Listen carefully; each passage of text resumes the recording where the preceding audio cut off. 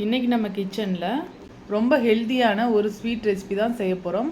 வாழைப்பழம் இருந்தால் போதும், ஈவினிங்கில் குழந்தைங்களுக்கு சுட சுட செஞ்சு கொடுக்கலாம். அதே மாதிரி மேலே நல்லா கிறிஸ்பியாக உள்ளே நல்லா சாஃப்டாக சூப்பராக இருக்கும். இந்த ஸ்வீட்டை ஒரு தடவை செஞ்சால் திரும்ப திரும்ப இதே மாதிரி செய்ய தோணும். அந்தளவுக்கு டேஸ்ட் வந்து பக்காவாக இருக்கும். இப்போது வாங்க இந்த ரெசிபி எப்படி செய்கிறதுன்னு பார்க்கலாம். வீடியோக்குள்ளே போகிறதுக்கு முன்னாடி நம்ம டிஎன் ஸ்பைசி சேனலை இன்னும் யாரெல்லாம் சப்ஸ்கிரைப் பண்ணாமல் பார்க்குறீங்களோ மறக்காமல் சப்ஸ்கிரைப் பண்ணிக்கோங்க. கூடவே பெல் சிம்லையும் கிளிக் பண்ணிக்கோங்க. இப்போ இந்த ரெசிபி பண்ணுறதுக்காக நான் 3 வாழைப்பழம் எடுத்திருக்கேன். நீங்கள் எந்த வாழைப்பழம் வேணுன்னா யூஸ் பண்ணிக்கலாம். நான் வந்து ரஸ்தாளி வாழைப்பழம் எடுத்திருக்கேன். இப்போது இதை நல்லா ஒரு ஃபோர்க் வச்சு நல்லா மசிச்சு விட்டுக்கலாம். எந்த அளவுக்கு முடியுமோ அந்தளவுக்கு நைஸாக மசிச்சு எடுத்துக்கோங்க.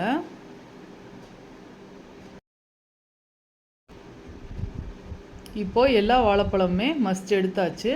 இப்போது ஒரு பேனில் 1 ஸ்பூன் அளவுக்கு நெய் சேர்த்துக்கலாம். சேர்த்துட்டு நாம் வாழைப்பழத்தை இதோடவே சேர்த்து விட்டுக்கலாம். இப்போது ஒன்றோட ஒன்று நல்லா கலந்து விட்டுக்கோங்க. அந்த நெய்யில் வந்து வாழைப்பழம் நல்லா ஃப்ரை ஆகிற மாதிரி எல்லா சைடும் கலந்து விட்டுக்கலாம்.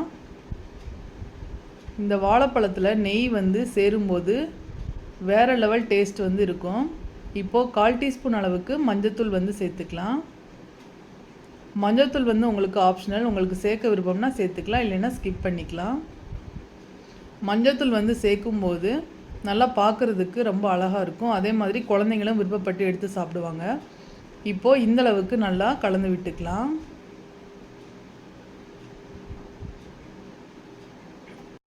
இப்போது வாழைப்பழம் நல்லா ஃப்ரை ஆயிடுச்சு. இது கூடவே ஒரு 1/2 கப் அளவுக்கு ரவை எடுத்துக்கலாம். வறுத்த ரவை, வறுக்காத ரவை எது வேணால் நீங்கள் யூஸ் பண்ணிக்கலாம். சேர்த்துட்டு நல்லா கலந்து விட்டுக்கோங்க.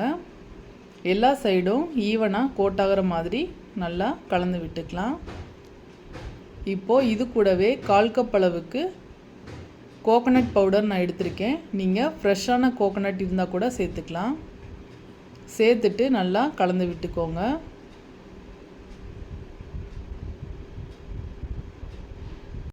இப்போது இது கூடவே 1 கப் அளவுக்கு பால் சேர்த்துக்கலாம்.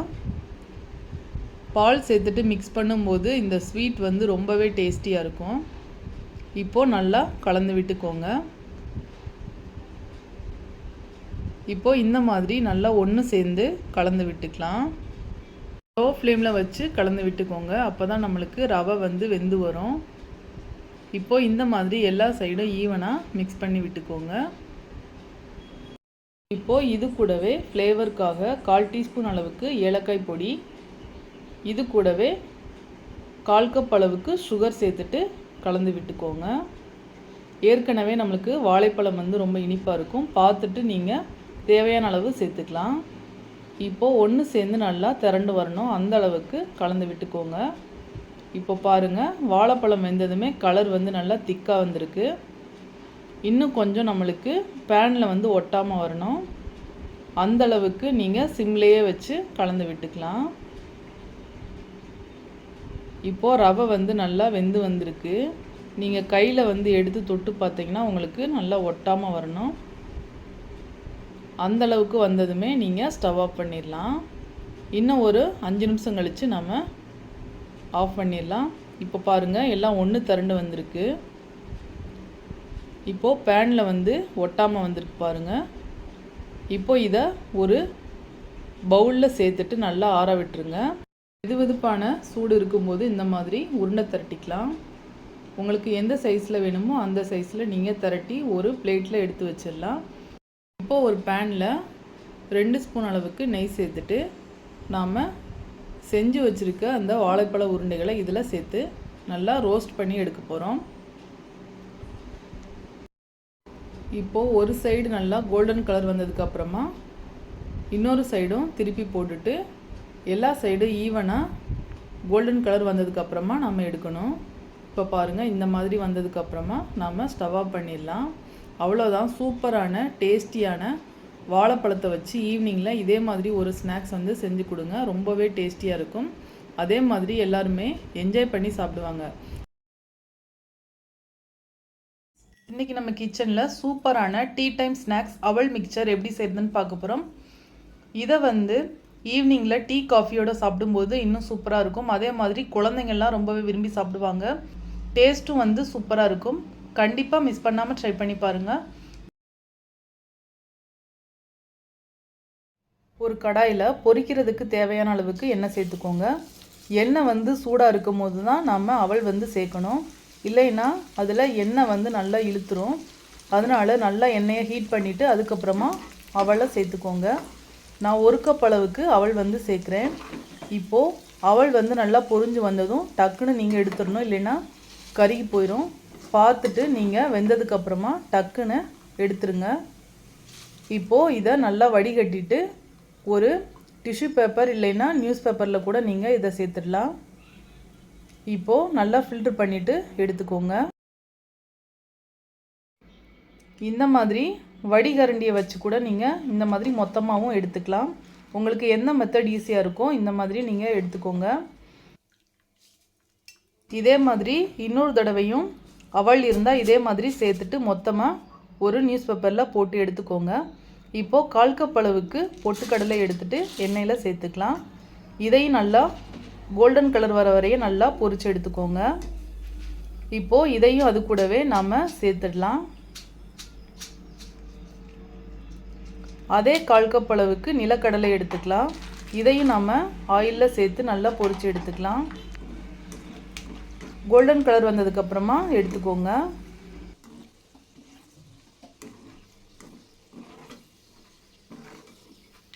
இப்போது நல்லா பொரிஞ்சு வந்திருக்கு. இதை எடுத்துடலாம்.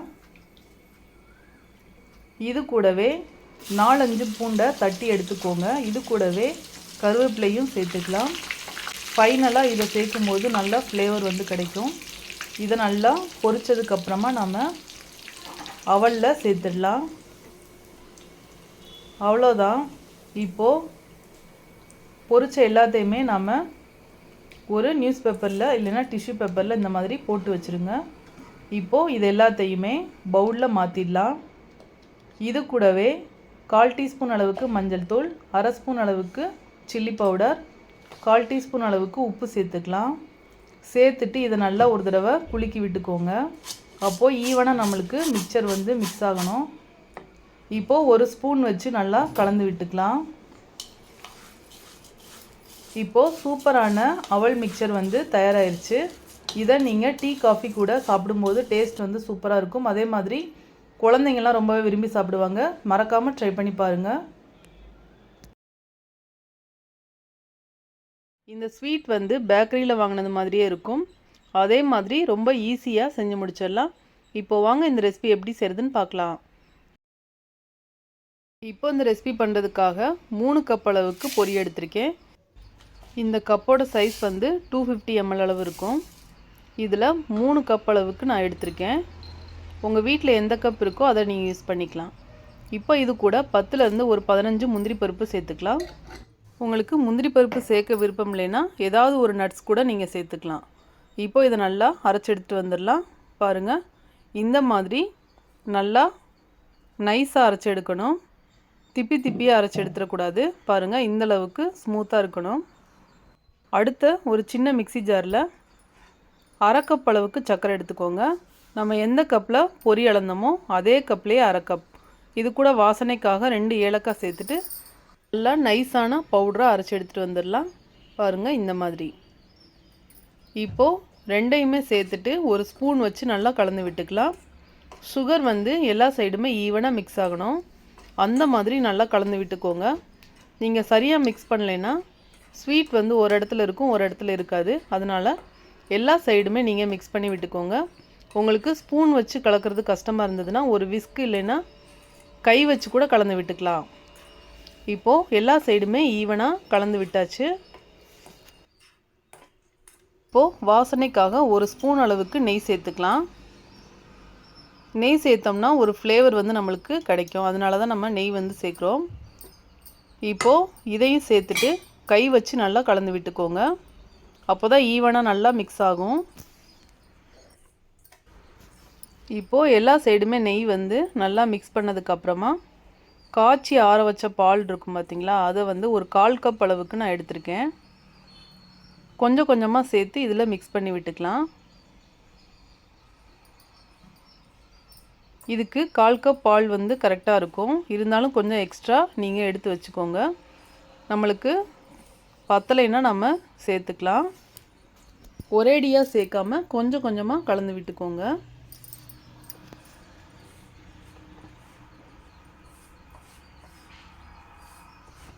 நம்ம ஒரு சப்பாத்தி பதம் மாதிரி இதை பிசைஞ்சு எடுக்கணும்.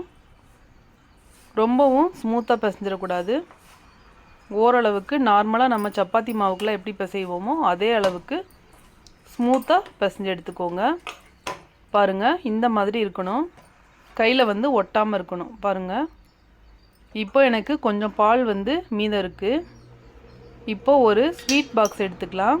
காலியான ஸ்வீட் பாக்ஸ் நம்ம வீட்டில் இருக்கும் பார்த்திங்களா, அந்த ஸ்வீட் பாக்ஸ் நீங்கள் எடுத்துக்கலாம். இதில் 1 ஸ்பூன் அளவுக்கு நெய் சேர்த்துட்டு எல்லா சைடுமே இந்த மாதிரி பரப்பி விட்டுக்கோங்க.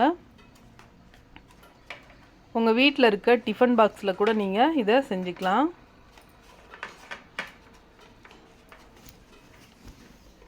இந்த மாதிரி எல்லா சைடுமே அப்ளை பண்ணி விட்டோம்னா நம்மளுக்கு எடுக்கிறதுக்கு ஈஸியாக இருக்கும். இப்போது ரெடி பண்ணியாச்சு.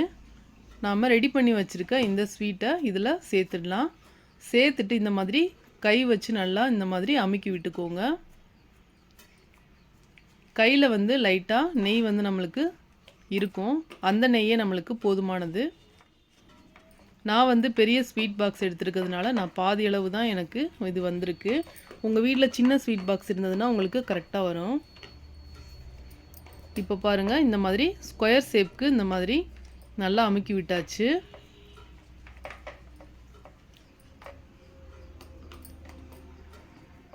ஒரு ஸ்பேச்சுலா வச்சு கூட நீங்கள் இந்த மாதிரி கரெக்டான சைஸ்க்கு செஞ்சு விட்டுடலாம். ஸ்பூன் வச்சு கூட இந்த மாதிரி ஈவனாக நீங்கள் பரப்பி விட்டுக்கோங்க. இப்போது கரெக்டாக ஸ்கொயர் ஷேப்க்கு நம்மளுக்கு லெவல் பண்ணியாச்சு. பாருங்கள், இந்த மாதிரி இதை செஞ்ச உடனே நம்ம டீமோல்ட் பண்ணிடலாம். ஒரு பிளேட்டில் கவுத்து விட்டுருங்க. ஈஸியாக நம்மளுக்கு வந்துடும். இந்த மாதிரி வந்ததுக்கப்புறமா நாம் கத்தி வச்சு கட் பண்ணி விட்டுக்கலாம். பாருங்கள், ஸ்கொயர் ஷேப்க்கு எனக்கு கரெக்டாக வந்திருக்கு. இப்போ உங்களுக்கு எந்த ஷேப் வந்து உங்களுக்கு தேவையோ அந்த ஷேப்பில் கூட நீங்கள் கட் பண்ணிக்கலாம்.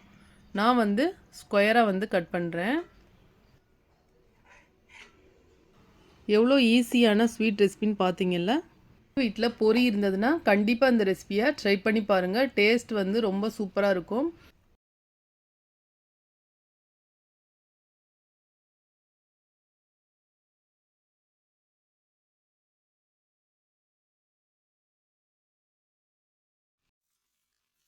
ஒரு கப் அரிசி மாவு இருந்தால் இந்த மாதிரி சூப்பரான சிப்ஸ் வந்து செஞ்சு பாருங்கள். ஈவினிங்கில் சாப்பிட்றதுக்கு ரொம்பவே டேஸ்டியாக இருக்கும்.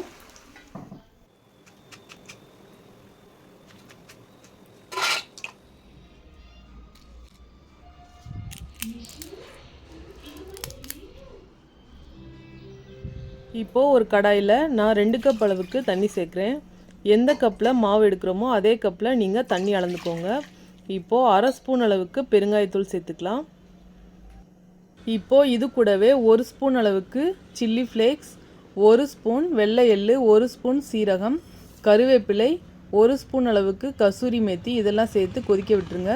இப்போது தேவையான அளவு சில்லி பவுடர் 1 ஸ்பூன் அளவுக்கு நான் சேர்த்துருக்கேன். உங்களுக்கு எவ்வளோ காரம் வேணுமோ அதுக்கு தகுந்த மாதிரி சேர்த்துக்கோங்க.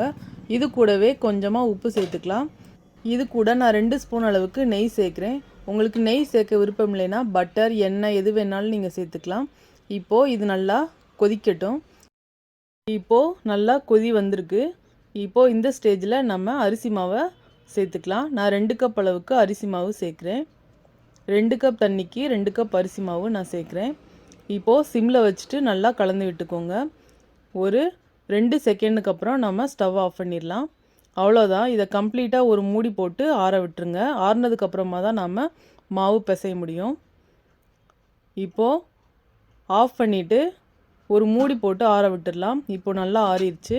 இப்போது இந்த மாவை நல்லா ஒன்றா திரட்டி எடுத்துக்கலாம். நம்ம எப்படி சப்பாத்தி மாவு பிசைவோமோ அந்த மாதிரி பிசைஞ்சு எடுத்துக்கோங்க. கொஞ்சம் சூடாக தான் இருக்குது. ஆறுனதுக்கப்புறமா நீங்கள் பிசைஞ்சு எடுத்துக்கோங்க. எந்த கப்பில் நீங்கள் மாவு எடுக்கிறீங்களோ அதே கப்பில் நீங்கள் தண்ணி அளந்துக்கோங்க. இல்லைன்னா தண்ணி ரொம்ப ஜாஸ்தி ஆயிடுச்சுன்னா நம்மளுக்கு எண்ணெய் வந்து இழுக்கும். அதனால தான் நல்லா டைட்டாக பிசைஞ்சு எடுத்துக்கோங்க. இப்போது சின்ன சின்ன உருண்டையாக நம்ம உருட்டி சப்பாத்தி மாவு மாதிரி தேய்ச்சி எடுத்துக்கலாம். இப்போது ரவுண்ட் ஷேப் கொண்டு வந்தாச்சு. இப்போது மேலே அரிசி மாவு தூவிட்டு நீங்கள் தேய்ச்சி எடுத்துக்கோங்க. அப்போ தான் நமக்கு ஒட்டாமல் கட் பண்ண முடியும். ரவுண்டு ஷேப்பாலாம் தேய்க்க முடியாது. இது அரிசி மாவில் பண்ணுறதுனால அன்இவனாக தான் வரும். நாம் ஓரங்களை கட் பண்ணி எடுத்துக்கலாம், ஒன்றும் பிரச்சனை இல்லை. இந்த மாதிரி நல்லா ஃபுல்லாக தேய்ச்சி விட்டுருங்க. எந்த அளவுக்கு உங்களுக்கு தின்னாக தேய்க்க முடியுமோ அந்தளவுக்கு தின்னாக தேய்ச்சி எடுத்துக்கோங்க. இப்போது ஓரங்களை நம்ம கட் பண்ணி எடுத்துக்கலாம். நான் ஒரு பீஸா கட்டரை வச்சு கட் பண்ணுறேன். உங்களுக்கு பீஸா கட்டர் இல்லைன்னா நீங்கள் கத்தியில் கூட கட் பண்ணி எடுத்துக்கலாம். ஸ்கொயர் ஷேப் வேணுன்னா நீங்கள் ஸ்கொயர் ஷேப்பில் கட் பண்ணிக்கலாம். நான் டைமண்ட் ஷேப்பில் கட் பண்ணுறேன். உங்களோட விருப்பத்துக்கு தகுந்த மாதிரி நீங்கள் கட் பண்ணி எடுத்துக்கோங்க.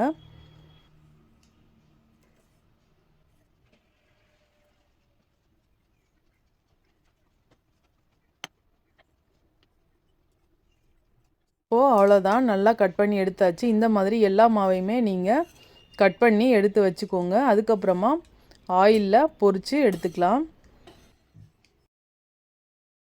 இப்போது ஒரு கடாயை ஹீட் பண்ணிவிட்டு எண்ணெய் சேர்த்துக்கலாம்.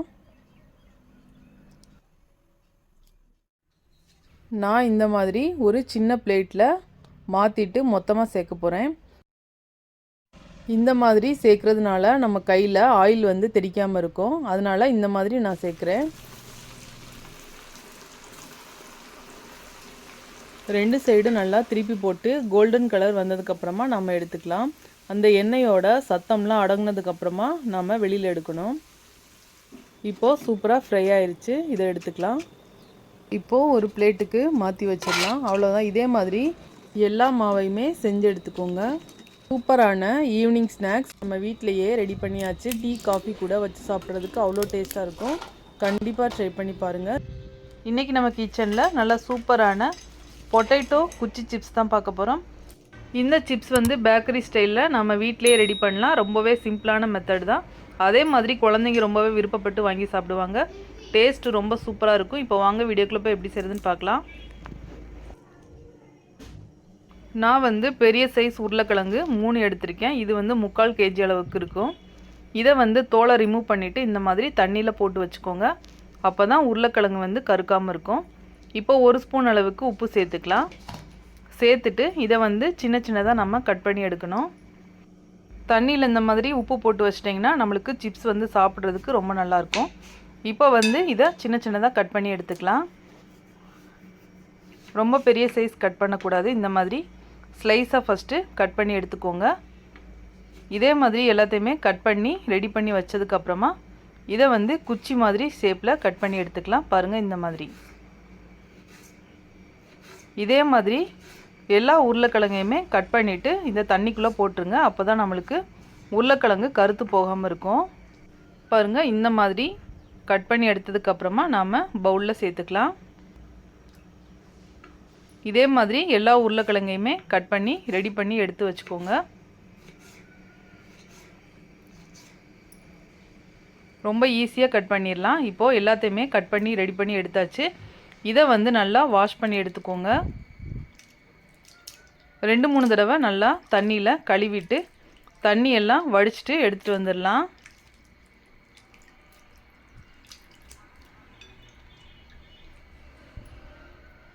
இப்போது கழுவி எடுத்தாச்சு. இதை வந்து வடிகட்டி எடுத்துக்கலாம். இந்த மாதிரி ஒரு சல்லடையில் வடிகட்டி எடுத்துக்கோங்க. இப்போ வந்து ஒரு காட்டன் துணியில் இந்த உருளைக்கிழங்கை சேர்த்துக்கலாம். அந்த உருளைக்கிழங்குல ஈரப்பதம் இருக்கும். அது வந்து கொஞ்சம் போகிறதுக்காக ஒரு 10 நிமிஷம் இந்த மாதிரி ஒரு காட்டன் துணி வச்சு பரப்பி விட்டுக்கோங்க. நீங்கள் ஃபேன் காற்றுல கூட ஒரு 10 நிமிஷம் போட்டுட்டு நீங்கள் எடுத்துக்கலாம். உருளைக்கிழங்குல இருக்க ஈரம் வந்து போனால் போதும். ரொம்ப நேரம் வந்து நம்ம துணியில் போட வேண்டிய அவசியம் இருக்காது. இப்போது போட்டு 10 நிமிஷம் ஆயிருக்கு. உருளைக்கிழங்குல இருக்க தண்ணியெல்லாம் ரிமூவ் ஆயிடுச்சு பாருங்கள். இப்போ வந்து இதை எடுத்துக்கலாம். எடுத்துட்டு ஒரு அகலமான பவுலில் சேர்த்துக்கோங்க. இது கூடவே 2 டேபிள் ஸ்பூன் அளவுக்கு அரிசி மாவு சேர்த்துக்கலாம். அதே 2 டேபிள் ஸ்பூன் அளவுக்கு கார்ன்ஃப்ளவர் மாவு சேர்த்துக்கலாம். இது கூட காரத்துக்காக 2 ஸ்பூன் அளவுக்கு சில்லி பவுடர் சேர்த்துக்கலாம். கலருக்காக அரை ஸ்பூன் அளவு காஷ்மீரி சில்லி பவுடர் சேர்த்துக்கலாம். அரை ஸ்பூன் அளவுக்கு சீரகத்தூள் சேர்த்துக்கலாம். அரை ஸ்பூன் அளவுக்கு கரம் மசாலா சேர்த்துக்கலாம். 1/4 ஸ்பூன் அளவுக்கு சாட் மசாலா சேர்த்துக்கலாம். இது கூட தேவையான அளவுக்கு உப்பு சேர்த்துக்கோங்க. உப்பு வந்து பார்த்துட்டு சேர்த்துக்கோங்க. நம்ம ஏற்கனவே உப்பு சேர்த்து தான் உருளைக்கிழங்கை வந்து ஊற வச்சு எடுத்துருந்தோம். இப்போது தண்ணி எதுவும் சேர்க்காமல் இந்த மாதிரி நல்லா மிக்ஸ் பண்ணி விட்டுக்கோங்க. நாம் உப்பு சேர்த்துருக்கிறதுனால அதிலேருந்து தண்ணி வந்து கொஞ்சம் நம்மளுக்கு ரிலீஸ் ஆகி வரும். பாருங்கள், இந்த மாதிரி நல்லா மிக்ஸ் பண்ணதுக்கப்புறமா உடனேவே எண்ணெயை சூடு பண்ணிவிட்டு போட்டு எடுத்துக்கலாம். எண்ணெய் வந்து மீடியம் ஃப்ளேமில் இருக்கணும். ரொம்ப ஹை ஃப்ளேமில் வச்சிங்கன்னா கரிஞ்சிரும். அதனால் மீடியம் ஃப்ளேமில் வச்சுட்டு அதுக்கப்புறமா சேர்த்துக்கோங்க. உங்களுக்கு கடாய் எந்த அளவுக்கு போட முடியுமோ அந்தளவுக்கு நீங்கள் போட்டு பொரிச்சு எடுத்துக்கோங்க. இது வந்து டக்குன்னு நம்மளுக்கு வெந்து வந்துடும். இந்த மாதிரி நல்லா 2 சைடும் திருப்பி விட்டு ஃப்ரை பண்ணி எடுத்துக்கோங்க. நல்லா கிறிஸ்பியானதுக்கப்புறமா ஆயிலை வந்து ஃபில்டர் பண்ணிவிட்டு எடுத்துக்கலாம். எவ்வளோ சூப்பரான சிம்பிளான ரெசிபின்னு பார்த்தீங்களா? மறக்காமல் இந்த ரெசிபியை ட்ரை பண்ணி பாருங்கள். வீட்டில் குழந்தைங்களாம் ரொம்பவே விருப்பப்பட்டு வாங்கி சாப்பிடுவாங்க. கோதுமை பிஸ்கட் எப்படி செய்கிறதுன்னு பார்க்க போகிறோம். பொதுவாக இந்த பிஸ்கட் வந்து மைதா மாவில் பண்ணுவாங்க. இப்போ நாம் கோதுமை மாவு வச்சு இந்த ரெசிபி பண்ண போகிறோம். இந்த பிஸ்கட் ரொம்பவே சாப்பிட்றதுக்கு கிறிஸ்பியாக இருக்கும். அதே மாதிரி ஹெல்த்தியானதும் கூட. இது செய்கிறது ரொம்பவே ஈஸி. இப்போது வாங்க எப்படி செய்கிறதுன்னு பார்க்கலாம். இந்த ரெசிபி பண்ணுறதுக்காக 1 கப் அளவுக்கு சுகர் சேர்த்துக்கோங்க. சேர்த்துட்டு இது கூடவே வாசனைக்காக ஏலக்காய் சேர்த்துக்கலாம். சேர்த்துட்டு இதை நல்லா பவுடர் சுகர் மாதிரி அரைச்சி எடுத்துக்கலாம். இந்த மாதிரி நைஸாக அரைச்சி எடுத்துக்கோங்க. கட்டி எதுவும் இல்லாமல் ஸ்மூத்தாக இருக்கணும். இப்போது 2 கப் அளவுக்கு கோதுமை மாவு சேர்க்குறேன். 1 கப் சேர்த்திங்கன்னா உங்களுக்கு அரை கப் சுகர் கரெக்டாக இருக்கும். நான் 2 கப் அளவுக்கு கோதுமை மாவுக்கு 1 கப் அளவுக்கு சுகர் சேர்க்குறேன். இதை சேர்த்ததுக்கப்புறமா நம்ம அரைச்ச சுகர் பவுடரை இதில் சேர்த்துடலாம். இது கூடவே ஒரு பிஞ்ச் அளவுக்கு உப்பு சேர்த்துக்கலாம். சேர்த்துட்டு ஒரு விஸ்கு வச்சு நல்லா மிக்ஸ் பண்ணி விட்டுக்கோங்க. சுகர் வந்து கம்மியாக சாப்பிடுவீங்கன்னா கொஞ்சமாக கம்மி பண்ணிவிட்டு சேர்த்துக்கோங்க. இப்போது நல்லா கலந்ததுக்கப்புறமா ஒரு 1/4 கப் அளவுக்கு பட்டர் சேர்த்துக்கலாம். நாம் எந்த கப்பில் மாவு அளந்தோமோ அதில் 1/4 கப் அளவுக்கு பட்டர் சேர்த்துக்கோங்க. சேர்த்துட்டு நல்லா கைவிடாமல் கலந்து விட்டுக்கோங்க. பட்டர் வந்து எல்லா மாவுலையுமே படுற மாதிரி கலந்து விட்டுக்கலாம். உங்களுக்கு பட்டர் சேர்க்க விருப்பம் இல்லைன்னா நெய் இல்லைன்னா ரிஃபைண்ட் ஆயில் கூட சேர்த்துக்கலாம். கை வச்சு இந்த மாதிரி பிடிச்சிங்கன்னா இந்த மாதிரி வரணும். நாம் பவுடர் சுகர் சேர்த்துருக்கோம். தண்ணி வந்து கொஞ்சமாக தெளிச்சிட்டு நீங்கள் இந்த மாதிரி பிணைஞ்சு எடுத்துக்கணும். தண்ணி வந்து ஒரேடியாக சேர்த்துடக்கூடாது. லைட்டாக தெளிச்சிட்டு நாம் கலந்து விட்டுக்கலாம். இதுவே வந்து கரெக்டாக இருக்கும். ஏன்னா சுகர் பவுடர் பட்டர் இதெல்லாம் சேர்க்கும் போது நல்லா மெல்ட் ஆகி வரும். இப்போது இதோட ஸ்டாப் பண்ணிவிட்டு நாம் சப்பாத்தி மாவு மாதிரி பிசைஞ்சு எடுத்துக்கலாம். பாருங்கள், இந்த அளவுக்கு இருக்கணும். இப்போது கிச்சனோட கவுண்டர் டாப்லேயே நான் வந்து தேய்க்க போகிறேன். அப்போ தான் நம்மளுக்கு பிஸ்கட் வந்து செய்கிறதுக்கு ஈஸியாக இருக்கும். இந்த மாதிரி மாவை ஒரு 4 உருண்டைகளாக பிரிச்சுட்டு நீங்கள் தேய்ச்சி எடுத்துக்கோங்க. நாம் சப்பாத்தி மாவு வந்து நைஸாக தேய்ப்போம். பிஸ்கட்டுக்கு வந்து 1 இன்ச் திக்னஸ்க்கு நீங்கள் தேய்ச்சி எடுத்துக்கோங்க. அப்போ தான் பிஸ்கட் வந்து நம்மளுக்கு சாப்பிட்றதுக்கு க்ரன்ச்சியாகவும் இருக்கும். அதே மாதிரி டேஸ்ட் வந்து சூப்பராக இருக்கும். இப்போது தேய்ச்சதுக்கப்புறமா ஓரங்களை கட் பண்ணி எடுத்துக்கலாம். இந்த மாதிரி அன்ஈவனாக இருக்கிறத கட் பண்ணிவிட்டு நாம் மறுபடியும் இதே மாதிரி தேய்ச்சி எடுத்து யூஸ் பண்ணிக்கலாம். இப்போது ஓரங்களை எடுத்துட்டு நாம் சின்ன சின்ன ஸ்கொயர் ஷேப்பில் கட் பண்ணி எடுத்துக்கலாம். உங்களுக்கு விருப்பமான டைமண்ட், ரவுண்ட் ஷேப் இதில் கூட நீங்கள் தேய்ச்சி எடுத்துக்கலாம். நான் வந்து ஸ்கொயராக வந்து கட் பண்ணுறேன். இந்த மாதிரி கத்தி வச்சுட்டு கூட நீங்கள் கட் பண்ணலாம். நான் வந்து பீஸா கட்டரில் கட் பண்ணுறேன். பீஸா கட்டரில் கட் பண்ணும்போது கொஞ்சம் ஈஸியாக இருக்கும் நம்மளுக்கு கட் பண்ணுறதுக்கு. இப்போது கட் பண்ணதுக்கப்புறமா இதே மாதிரி எல்லா மாவுலையுமே நீங்கள் செஞ்சு ஒரு பிளேட்டில் எடுத்து வச்சுருங்க. இதே மாதிரி எல்லா மாவையுமே ரெடி பண்ணிவிட்டு நாம் ஒரு கடாயில் ஆயில் ஹீட் பண்ணிவிட்டு இதில் சேர்த்துடலாம். ஆயில் வந்து ரொம்ப சூடாக இருக்கக்கூடாது, அப்போ நம்மளுக்கு உள்ளே வந்து வேகாது. ஒரு மீடியம் ஃப்ளேமில் வச்சு பொரிச்சு எடுத்துக்கோங்க. எப்போவுமே ஸ்வீட் செய்யும்போது நம்ம ஃப்ளேமை வந்து கம்மி பண்ணி தான் நம்ம செய்யணும். நம்ம ஹை ஃப்ளேமில் வச்சோன்னா நம்மளுக்கு கலர் வந்து வேகமாகவே மாறிடும், உள்ளே வந்து வேகாத மாதிரி இருக்கும். அதனால் மீடியம் ஃப்ளேம்லேயே வச்சு பொரிச்சு எடுத்துக்கோங்க. இப்போது இந்த மாதிரி கோல்டன் கலர் வந்ததுக்கப்புறமா நாம் எடுத்துடலாம். இப்போது சூப்பரான வீட் பிஸ்கட் தயாராகிடுச்சு. ரொம்பவே டேஸ்டியாக இருக்கும். அதே மாதிரி கோதுமை மாவில் தான் பண்ணியிருக்கோம்னு யாருமே சொல்ல முடியாது. அந்தளவுக்கு வந்து டேஸ்ட் வந்து பேக்கரி ஸ்டைல்லே இருக்கும். கண்டிப்பாக ஒரு தடவை ட்ரை பண்ணி பாருங்கள். இந்த பிஸ்கட்டை நீங்கள் 15 நாள் வரை கூட ஸ்டோர் பண்ணி வச்சு சாப்பிட்லாம்.